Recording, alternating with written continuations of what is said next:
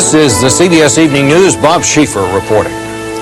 Good evening. Yet another possible espionage case has come to light. The Air Force confirmed today that an officer who was once stationed at a key intelligence gathering station in Germany is being questioned about allegations that he sold classified information. The Air Force called the officer, quote, under restriction. Pentagon correspondent David Martin reports. Air Force Captain John Vladimir Hirsch is restricted to Kelly Air Force Base in Texas, where he is being investigated for suspicious activities while assigned to a sensitive listening post in West Berlin. Pentagon officials say Hirsch, a naturalized American citizen born in Czechoslovakia, first aroused suspicions when he failed a lie detector test. Air Force investigators searched his apartment and car and found classified NATO documents, uncashed paychecks, and records of bank accounts containing $120,000. Pentagon officials also say Hirsch traveled frequently to other countries in Europe, including 8 trips to Vienna, a classic meeting place for spies. The fear, of course, is that Hirsch sold secrets to the Soviet bloc. The Pentagon officials say the only thing they can prove right now is that he had unauthorized access to sensitive documents. These officials say Hirsch is not cooperating with investigators. Hirsch had a top-secret security clearance and worked as an engineer for the 690th Electronic Security Wing at Tempelhof Airport in West Berlin.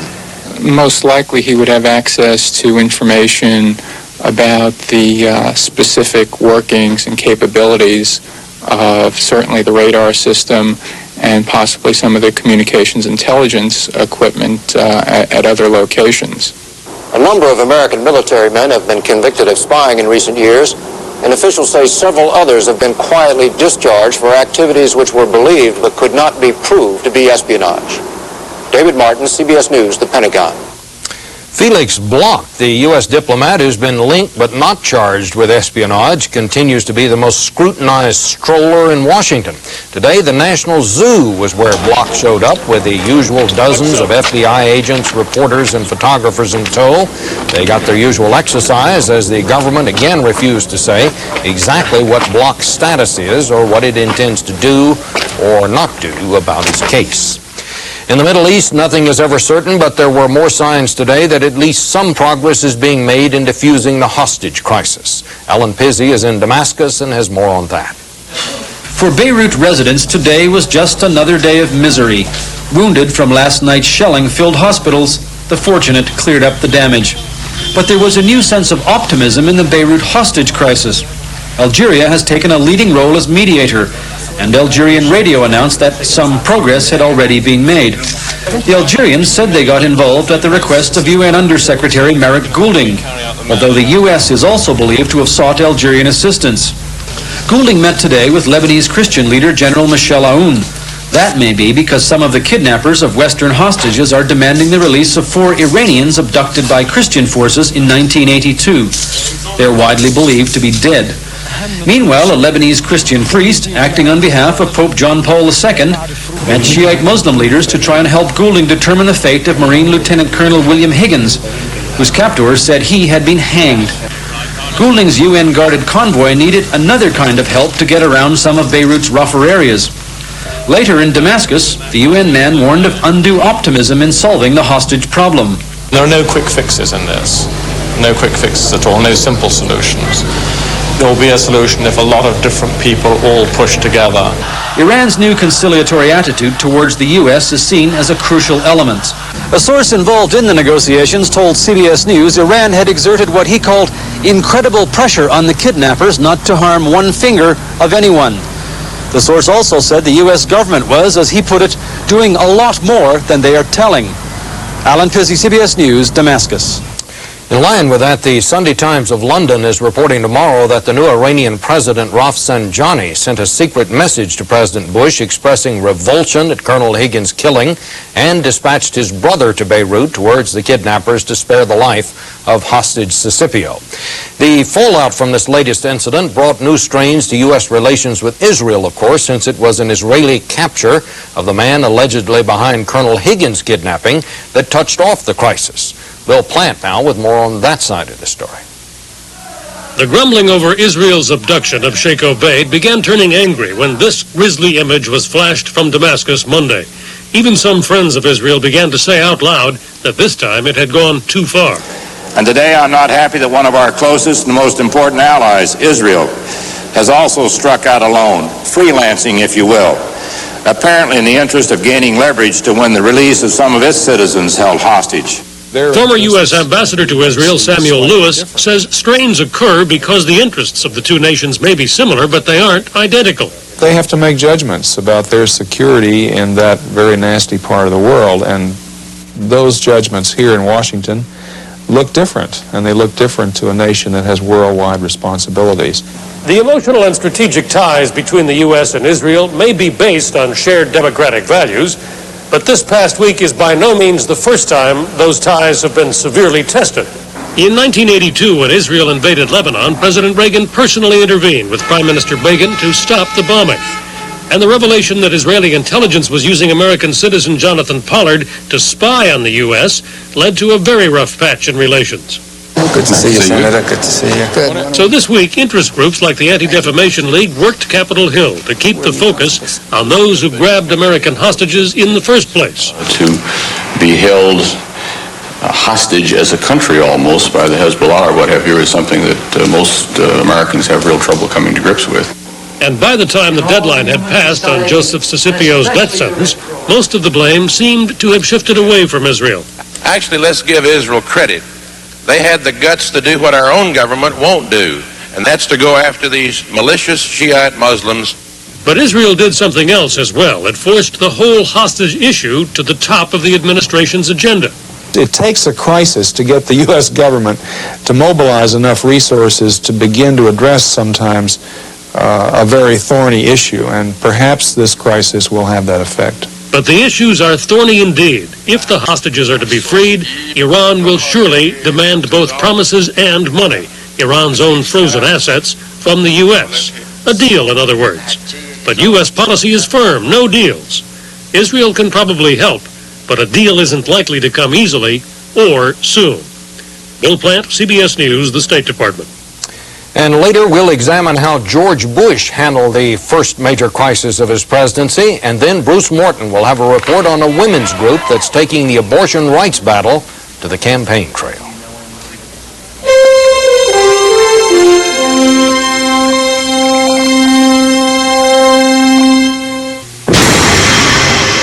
Compaq is the leader in performance and intelligent innovation. Martin, we've got an hour tops. Make or break. Hey, it's made. Compaq has gone the extra mile for today's power-hungry users. Give me next quarter's figures.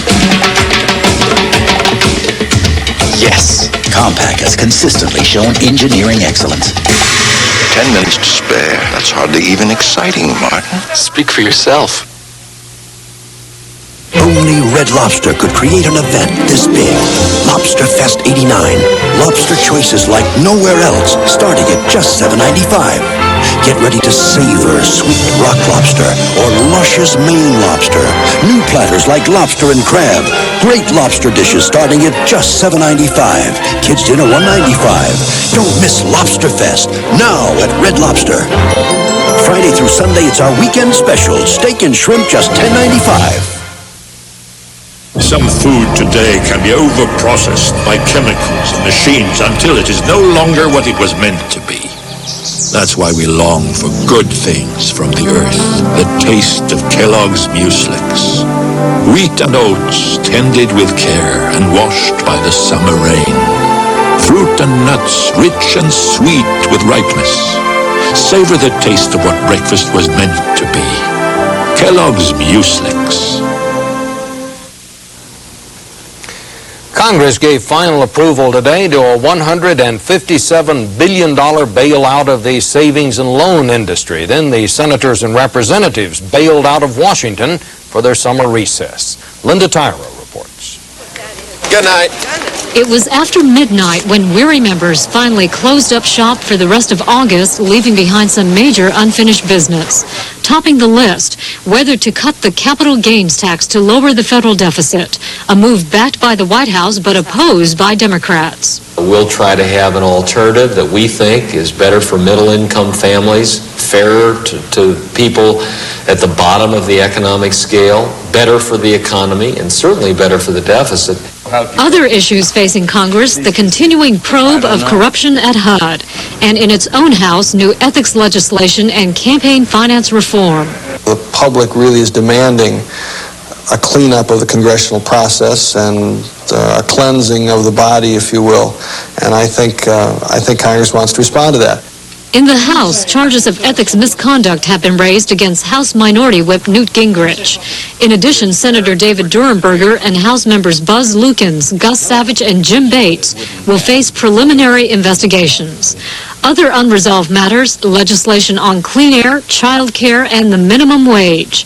Any of them could lead to confrontation with the president. When we think he's done the right thing, we're going to support him. And when we think he's wrong, we're going to fight for what we think is the right way to do it. If all this weren't enough, flag burning and abortion will be on the front burners this fall, issues upon which a number of re-election campaigns could be won or lost. Linda Tyrus, CBS News, Capitol Hill. Speaking of abortion, a group of politically active women is meeting in St. Paul, Minnesota this weekend, and topic A is abortion rights. Chief political correspondent Bruce Morton has our report on that. Outside, a handful of anti-abortion protesters. Inside, several hundred delegates to the National Women's Political Caucus, bipartisan but pro-choice. We're not getting mad. We're going to get even. Natividad announced a plan to target 10 states where a few seats in the state legislature could make the difference, find pro-choice voters, get them out to elect pro-choice legislators. We've developed a real campaign strategy, how we will be targeting state legislators to try to convince them to moderate their view or their position on abortion. Are you in favor of keeping the law as it is now, or do you favor changing the law so that abortion would be illegal? This kind of phone bank is how they hope to find those voters. This one is in Westchester County, New York, where this kind of canvassing helped a pro-choice challenger defeat an anti-abortion incumbent congressman. The pro-choice issue is a winning issue because we did it in our district. The delegates got some other advice. Keep the focus on the right to privacy, a woman choosing instead of the government. Pro-choice voters and candidates must keep the debate focused on privacy and on who decides. Last month, the more radical National Organization for Women, NOW, said it was fed up with Democrats and Republicans and might form its own party. This is a very different group dedicated to winning elections the old-fashioned way by organizing. And some of the delegates found good news in the Supreme Court's decision allowing more restrictions on abortion.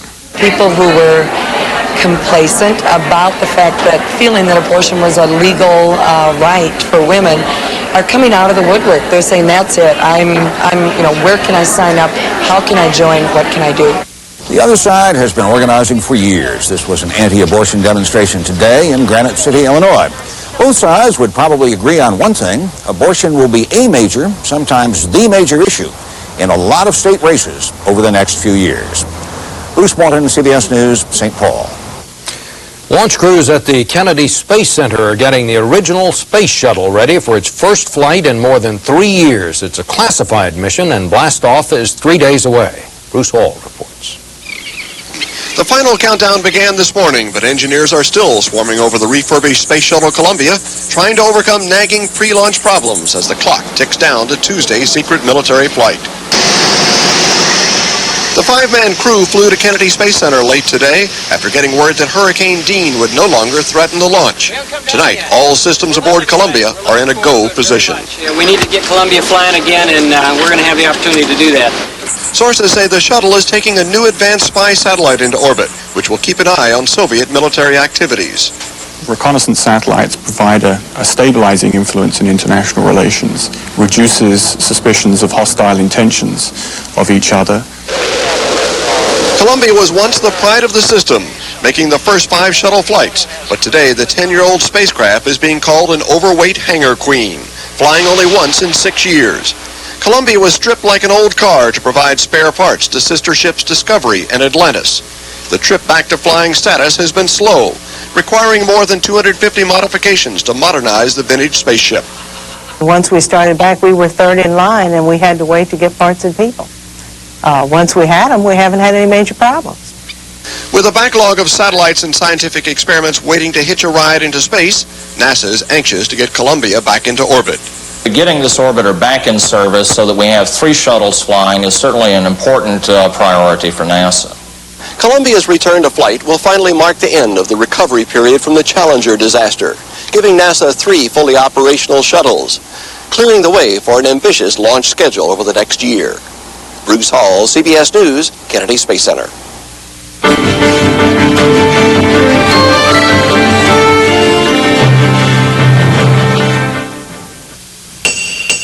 They weren't expecting a 70-year-old coach, that's for sure. But I held my own. All right, come on. They never even saw how scared I was. I wouldn't have tried for this job if it hadn't been for AARP.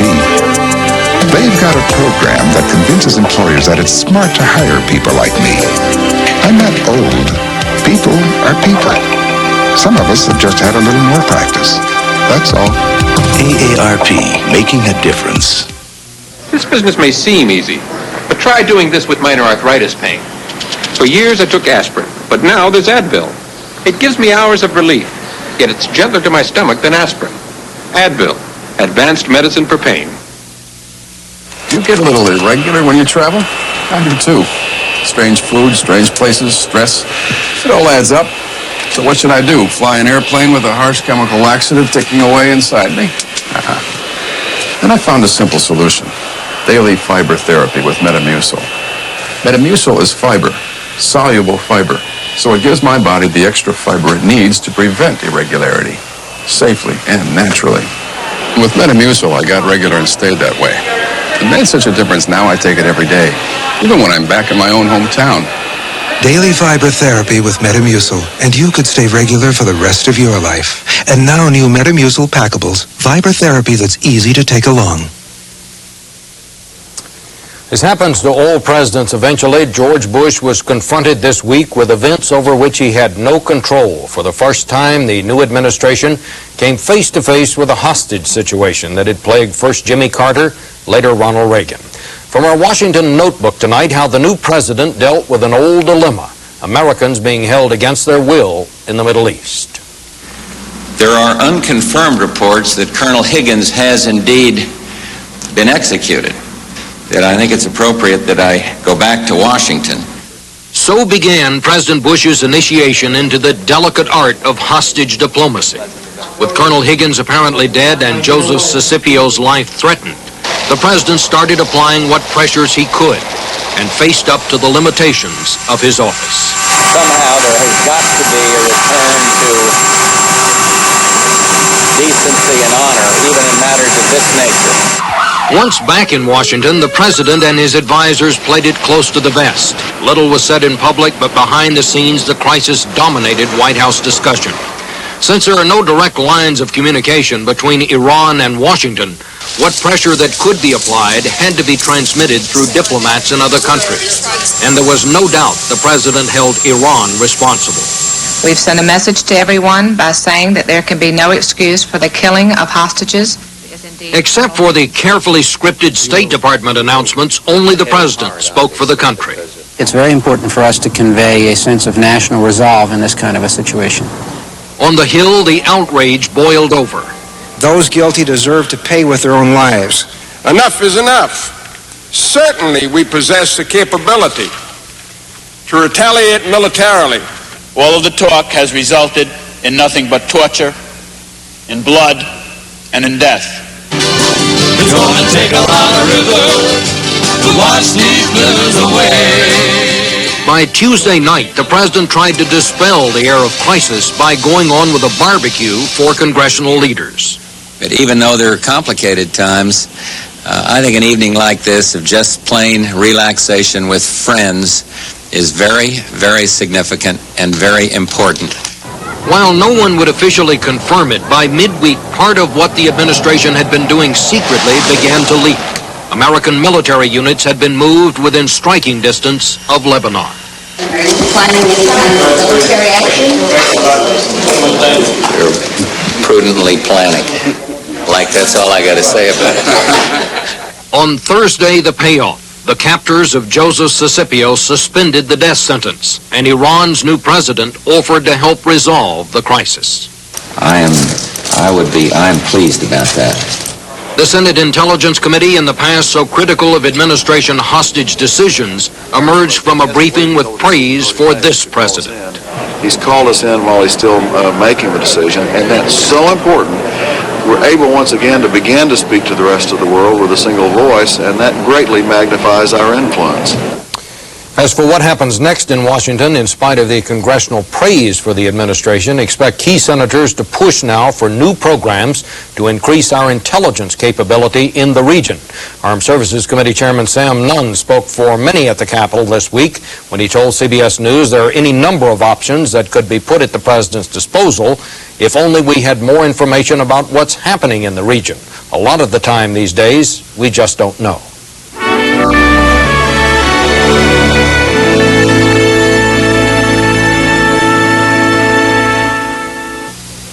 Dentists warn the number one dental problem isn't cavities, it isn't tartar, it's plaque. And most people just don't brush well enough to get enough plaque off their teeth. That's why there's Plaques, the dental rinse specifically designed to remove plaque. The day may come when all dishwashers will get your dishes sparkling clean and run quietly enough to let you talk on the phone. But isn't it nice to know Whirlpool has dishwashers that will do it today? Now, new scientific tests prove Heart's Blockade Repellent gives your pet total protection against fleas and ticks, or your money back. Unsolicited, here's what some satisfied Blockade users have told us. I have never been quite so pleased with an over-the-counter flea product. Blockade is effective and does exactly what it promises to do. Thanks for Heart's Blockade. It's everything you say. My cat has been flea-free all summer. Heart's Blockade, guaranteed flea and tick protection that really works. You are about to see the most important words in headache and pain relief in 100 years. Motrin IB, no prescription needed. The doctor-recommended pain reliever in Motrin is now available in non-prescription strength Motrin IB. One Motrin IB is as effective as 2 regular-strength Tylenol for relief of pain and gentler on your stomach than aspirin. New Motrin IB, tablets or caplets, doctor-recommended pain relief. Funerals today for 2 anti-apartheid activists in South Africa ended in violence when police moved against the mourners. Richard Wagner with that. The service was part of the boldest, most open defiance campaign launched by anti-apartheid groups here in recent years. Some 5,000 people assembled in an overflow crowd to mourn the 2 young people the police say blew themselves up trying to plant a bomb in an attempt to protest next month's election. There was a heavy police presence, but the angry mood of the crowd prevented the officers from seizing the banned flag of the outlawed African National Congress. One theme of the day was freedom.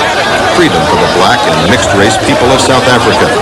Archbishop Desmond Tutu, winner of the Nobel Peace Prize, challenged South Africa's white rulers. For our freedom is not in the gift of this or that person, however powerful they might appear to be in the world. The day's other theme was defiance.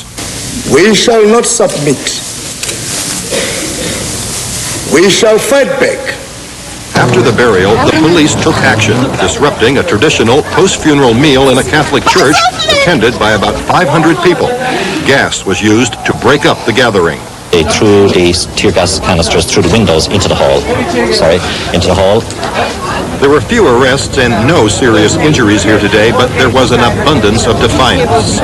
These people have no vote for members of the white parliament which runs this country, but they've promised they'll be heard in the streets.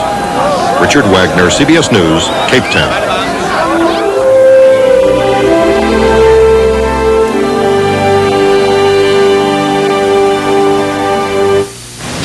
Well, this doesn't look very interesting. I mean, I thought you'd have me try something a little fancier, maybe with nuts and fruit cocktail. These are nothing but flakes. It isn't at all what I expected. I like it. Oh, I get it. It's a whole new kind of cereal. Simple and back to basics, right? I like it. Kellogg's Corn Flakes. Corn Flakes? Taste them again for the first time. The only way to travel is Cadillac style. Announcing a $1,500 dividend direct from Cadillac on DeVille and Fleetwood. Longer in length, more luxurious in appointment, and V8 in power. Truly, the most commanding automobiles in their class. And now, with a $1,500 dividend direct from Cadillac. What's in a name? The Kemper name means the security of solid insurance protection. For your life, home, business, and auto. Even reinsurance protection. But Kemper's more than insurance. It's Kemper Financial Products. Like mutual funds, annuities, and money market funds. Working to bring you better tomorrows. Insurance and investments. Ask for them by name. Kemper. Workers at regional phone companies serving half the country are threatening to strike at midnight unless agreements reached on new contracts. Company officials say that with automation, the strike would have little impact on the public. Hasn't received much attention, but Americans and Canadians are waging a shooting war. It is for real, and the battlefield is the Georges Bank in the Atlantic off New England, one of the richest fishing grounds in the world. Christine Negroni has our report. What you're hearing is a hostile exchange between neighbors, American fishermen and Canadian authorities battling over fishing boundaries. We'd like for you to start your vessel. We want to come on board, over. I don't know what you're going to do, if you're going to ram me or shoot me, but I ain't stopping. This is not a distant enemy. As I said, this is our closest friend. Officials met in Ottawa this week trying to tone down the hostilities between Canada and the United States over the fishing waters of Georges Bank, rich in scallops and lobsters. 5 years ago, tensions had become so great, the World Court divided the bank and presumably settled the issue. But American fishermen claim Canada got the best of the deal. You go on the other side of the line, and these boats are getting 20 and 30 bags of scallops. And you're getting 5 or 6 bags in this same period of time. That's why some New Bedford, Massachusetts scallopers cross the line. They say the money is worth the risk. If spotted, they make a run for it. Captain Doug Mackey is one of those who refused to stop for a Canadian patrol boat. I didn't think they was going to shoot. I thought they was just threatening.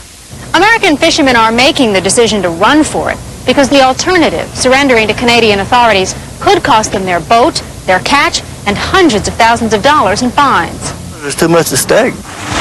Canadians justify the stiff penalties and even the use of force. When somebody decides to come across the line illegally, they made that decision. When they decide to run, they made that decision. So if in the final analysis somebody were to get killed, they made that decision. We're going to end up shooting back at them if they keep doing that. We're going to end up shooting back.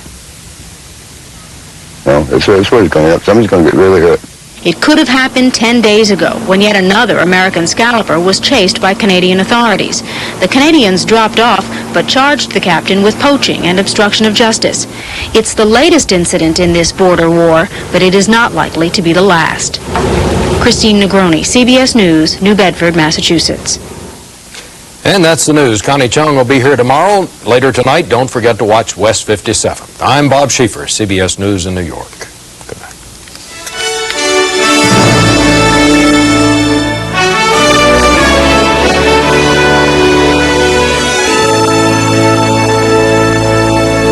Nicholas, Trevino, and Clear are among its champions. It's where Al Geiberger shot his legendary 59. The Federal Express St. Jude Classic, continuing tomorrow. This is CBS.